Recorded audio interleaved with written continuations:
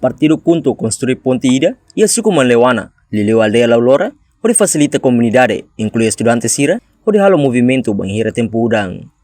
Conselheiro máximo Partido Punto, José dos Santos na Moribucar, ba jornalista sira, quinta-feira ne e aldeia laulora, suco manlewana dili, construção ba ponte refere, onde naruk metro saruri singhat, no luang metro neng, nebe localiza e aldeia laulora, suco manlewana município dili. Tuir na Mori, ponte ida ne sai meio importante ida, ba comunidade em geral, inclui estudantes sira e área refere. Hori garante segurança basira, liliu, banhira tempo udang motabotung. Enquanto, chefe aldeia laulora, Mario Borges Soares, hato agradece ba conselheiro máximo Partido Punto, debe tulong una comunidade e área refere, hori construir ponte ida basira.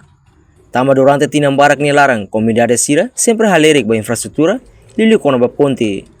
Portanto, ponte ida ne fo benefício diretamente ba comunidade umakaing ato sualu nem nulu resingwalu. E aldeia laulora, nune ajuda teves comunidade sira, ato halo sira ni atividade diária.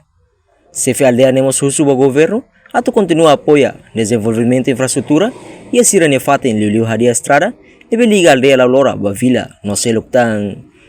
Ni espera, ho construção ponte ida ne, bela facilita dia cliutang, movimento comunidade no transporte sira, mesmo tempo udang.